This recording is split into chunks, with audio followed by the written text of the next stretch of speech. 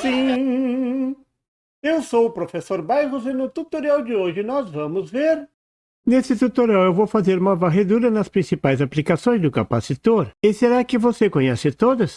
O capacitor armazena energia na forma de um campo elétrico, que pode ser medido na forma de tensão. Então podemos dizer que ele se carrega com tensão. De forma simples, você pode pensar no capacitor como uma garrafa que se enche de energia elétrica na forma de tensão. A principal aplicação é como filtro em circuitos retificadores. O capacitor se enche de energia enquanto os diodos estão conduzindo, e depois libera essa energia quando os diodos não estão conduzindo. Ele preenche aqueles buracos na forma de onda retificada. No retificador de meia onda, ele trabalha muito. O diodo trabalha pouco. No retificador de onda completa é o capacitor que trabalha pouco. Já os diodos trabalham muito. A segunda maior aplicação do capacitor é em circuitos temporizadores. No circuito RC, o capacitor demora um tempinho até se carregar. Então a tensão sobre o capacitor é proporcional ao tempo que ele está ligado nesse circuito. Essa tensão pode ser usada para medir o tempo. A tensão de carga do capacitor é uma função do tempo e é dada pela equação exponencial da figura. Mas se você quiser saber o tempo que o capacitor leva para alcançar uma tensão qualquer, então você tem que usar essa outra equação, bem mais complicada. Por exemplo, quanto tempo leva o capacitor para alcançar a tensão de 0,7 V para ligar o transistor da figura e acionar o LED? Tempo de 1,5 segundos. Para saber o tempo que um capacitor leva para se carregar totalmente, ou 99% da tensão máxima, aí tem uma equação mais simples. Tempo é igual a 5RC.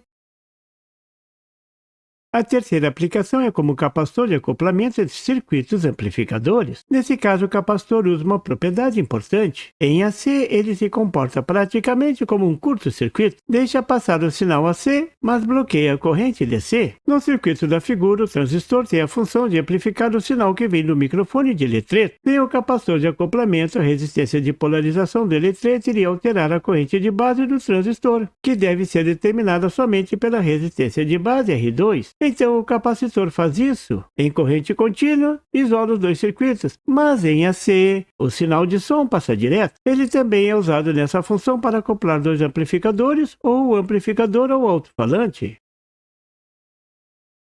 A quarta aplicação é em circuitos de filtro. Os filtros servem para deixar passar somente uma faixa de frequência. Em AC, o capacitor se comporta como uma impedância, uma resistência em AC. O valor dessa impedância é dada pela reatância capacitiva, que é a função da frequência. Quanto mais alta a frequência, mais baixa a impedância do capacitor, se aproximando de um curto-circuito. No circuito da figura, em baixas frequências, o capacitor em série se comporta como um circuito aberto. Em altas frequências, como um curto-circuito. Então esse é um filtro que deixa passar as altas frequências. Invertendo, agora o capacitor é um curto em altas frequências. Então, esse circuito só deixa passar as frequências baixas.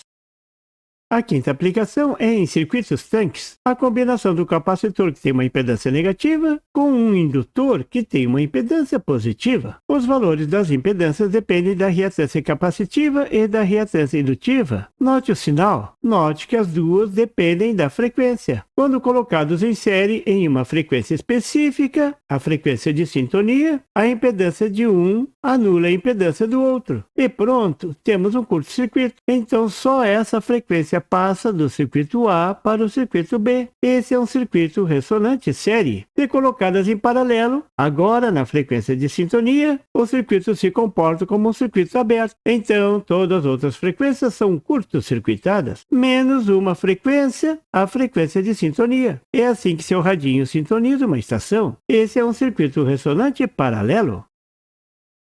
Outra aplicação do capacitor é como capacitor de passagem ou bypass, que não deixa de ser um tipo de filtro. Nesse caso, o capacitor em AC se comporta como um curto-circuito, anulando a resistência em paralelo com ele. Como no circuito da figura, em DC, o circuito só enxerga a resistência de emissor, que cumpre com o seu papel de polarização, mas em AC, ela diminui o ganho. Então é usado o capacitor de passagem que deixa o AC passar direto, zerando a resistência de emissor, e o ganho aumenta muito.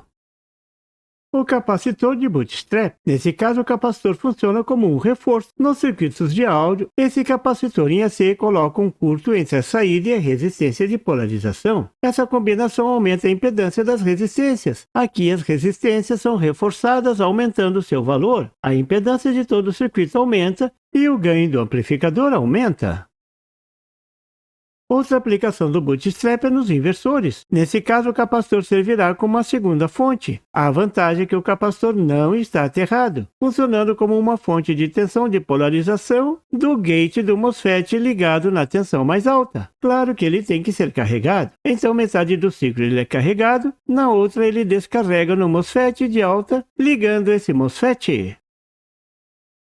Outra aplicação é como capacitor de desacoplamento. Esse tipo de capacitor é colocado em paralelo com a alimentação de um CI ou mesmo de um circuito inteiro, como nos amplificadores. A função são duas: servir como filtro para altas frequências, tanto as frequências que tentam entrar no circuito, como aquelas geradas pelo próprio circuito são desviadas para o terra. Mas eles também servem para reforçar a corrente no circuito quando a variação é muito rápida em altas frequências. Nessas frequências, o capacitor eletrolítico não funciona bem. Essa aplicação é muito usada em CI que trabalham com altas frequências, portas lógicas, conversores AD, DA, etc. Nesse caso, o capacitor deve ser colocado o mais próximo possível do CI, pois até a fiação interfere na descarga desse capacitor, que deverá fornecer energia de forma muito rápida quando os níveis lógicos variarem. O capacitor como supressor de transiente. Nessa aplicação, o capacitor é colocado em paralelo com uma carga indutiva. Quando a carga indutiva é desligada, o capacitor absorve essa energia, impedindo que as altas tensões sejam geradas no circuito. Quando combinados com uma resistência, esse circuito é chamado de snubber. Um snubber deve ser colocado em paralelo com um contactor, com a bobina do seu relé no Arduino e até mesmo nos contatos de um relé. Ao desligar o relé, pode produzir aquela faísca desagradável. Essa alta tensão que provoca a faísca pode ser muito atenuada usando o snubber. Se você está com um probleminha desse tipo, o ruído está incomodando, monte um snubber padrão, 100 ohm com 10 nanofarad. E pronto, seus problemas de interferências terão fim. Capacitor para correção de fator de potência. Essa é uma aplicação mais usada pelos eletricistas. Numa instalação onde tem muitos motores, transformadores, indutores, a energia indutiva gerada, ela consome energia da concessionária, mas ela não produz nenhum trabalho útil. E se é na indústria, você vai pagar por algo inútil. Então entra em cena o capacitor, que também gera uma energia inútil, mas de polaridade invertida, a polaridade da energia indutiva. Então, ao colocar em paralelo com a rede, aquela energia indutiva inútil é compensada pelo capacitor e tudo fica restrito à sua residência e não passa pelo relógio, você não paga nada e a concessionária agradece. Duas energias inúteis que, quando colocadas juntas, têm uma grande utilidade: economizar energia e, o mais importante, dinheiro. Você viu as principais aplicações do capacitor? Será que você conhecia todas? Diga aí nos comentários e até a próxima! E por favor, se você não é inscrito, se inscreva! E marque o sininho para receber as notificações do canal. E não esqueça de deixar aquele like e compartilhar para dar uma força ao canal do Professor Bairros. E não tem site? Tem sim! É www.bairrospd.com. Lá você encontra o PDF e tutoriais sobre esse e outros assuntos da eletrônica. E fique atento ao canal do Professor Bairros para mais tutoriais sobre eletrônica. Até lá!